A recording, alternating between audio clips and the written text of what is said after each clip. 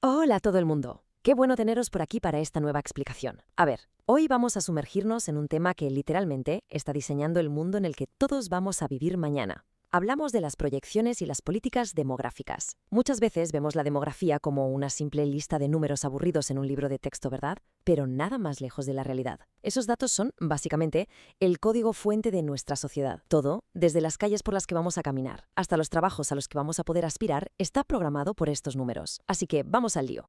Y claro, aquí surge una pregunta gigantesca y súper urgente. ¿Cómo va a ser el futuro de la población mundial? Pensemos en esto por un segundo. ¿En las próximas décadas habrá suficientes escuelas e institutos para todos? ¿Tendremos los hospitales necesarios? ¿O existirán suficientes puestos de trabajo para sostener a nuestra generación y a las que vienen detrás?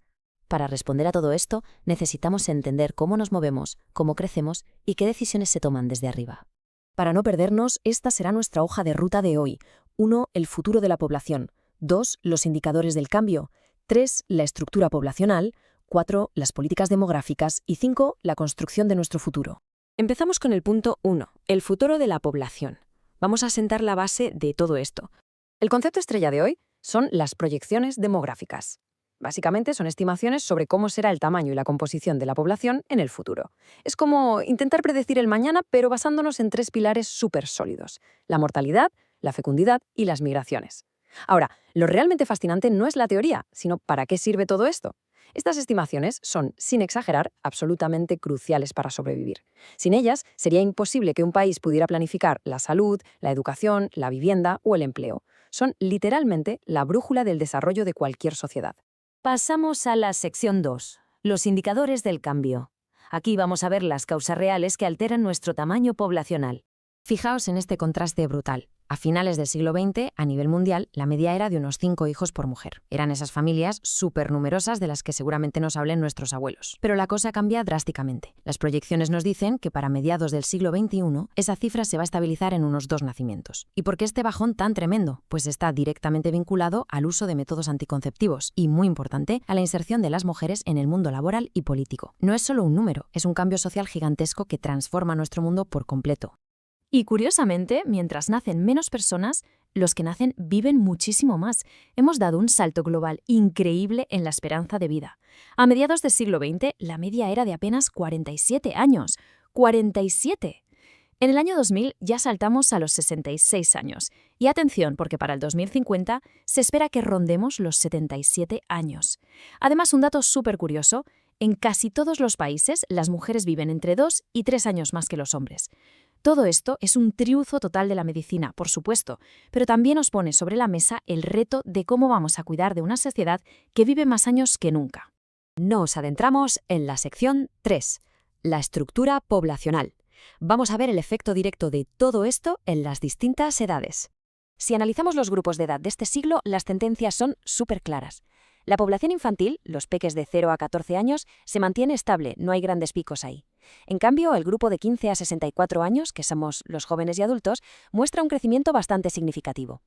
Y ojo a la parte de arriba de la tabla. La población mayor de 65 años sigue creciendo de forma continua. En resumen, menos niños, más adultos y cada vez más abuelos. Vamos de cabeza hacia un mundo envejecido, y creedme, eso le da la vuelta por completo al panorama económico, laboral y social. Llegamos a la sección 4, políticas demográficas. Aquí es donde los gobiernos pasan a la acción. Bueno, pues las políticas demográficas son exactamente eso, medidas y programas que los gobiernos se sacan de la manga para modificar las características de su población, ya sea en cantidad o en calidad. El objetivo final: el bienestar social, el desarrollo sostenible y, lógicamente, reducir desigualdades. Son medidas esenciales porque, como decíamos al principio, de cuántos seamos y qué edad tengamos depende nuestra calidad de vida, nuestra economía y el acceso a los recursos de nuestra propia ciudad. Para enfrentarse a estos retos, los países dividen sus acciones en 3 grandes bloques: las políticas antinatalistas, las pronatalistas y las migratorias. Vamos a ver un ejemplo real de cada una de ellas. Empezamos con las antinatalistas, que buscan pisar el freno del crecimiento poblacional. Los documentos históricos nos muestran el caso de la India durante el mandato de Indira Gandhi, concretamente entre 1975 y 1977. Allí se llevó a cabo una agresiva campaña de control natal. Se aplicaron medidas como esterilizaciones forzadas, se dieron incentivos económicos y se hicieron campañas masivas de concienciación.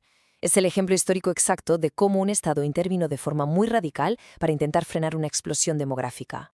Justo en el lado opuesto tenemos las políticas pronatalistas, es decir, cuando un país necesita que nazca más gente urgentemente. Esto suele pasar en lugares donde la población está envejeciendo muy rápido y no hay relevo generacional.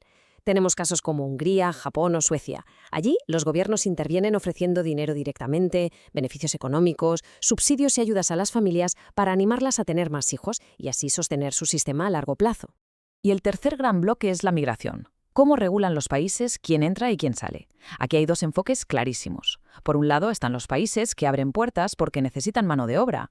Un ejemplo de libro es Canadá, que promueve muchísimo la inmigración calificada para inyectar talento en su economía y mantener la sociedad en marcha. Y por el otro lado tenemos a los países que deciden poner el cerrojo, restringiendo la entrada por diversas razones, ya sean económicas, sociales o de seguridad.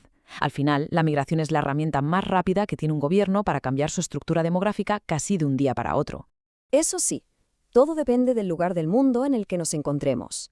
Si miramos a los países desarrollados, su máxima preocupación ahora mismo es lidiar con el envejecimiento de su gente. Pero si nos vamos a los países en vías de desarrollo, la película cambia bastante. Su prioridad no es solo el crecimiento, sino fortalecer sus sistemas de salud, mejorar la educación y aumentar la esperanza de vida. Dos contextos totalmente distintos que requieren estudios muy cuidadosos de natalidad, mortalidad y migración para poder salir adelante. Y así llegamos a la sección 5, construyendo nuestro futuro. Vamos a aterrizar toda esta información en nuestro día a día. Fijaos en esta cita del proyecto educativo Geografiando, porque resume de forma perfecta todo lo que hemos hablado hoy. El propósito de estudiar la población es, cito textualmente, garantizar el abastecimiento de agua y alimentos, la construcción de escuelas y hospitales, la creación de fuentes de trabajo. Ahí está la clave de todo. Las políticas demográficas no son matemáticas aburridas en una pizarra, son las herramientas que garantizan que mañana, cuando abramos el grifo, salga agua, o que haya un trabajo esperándonos cuando terminemos de estudiar.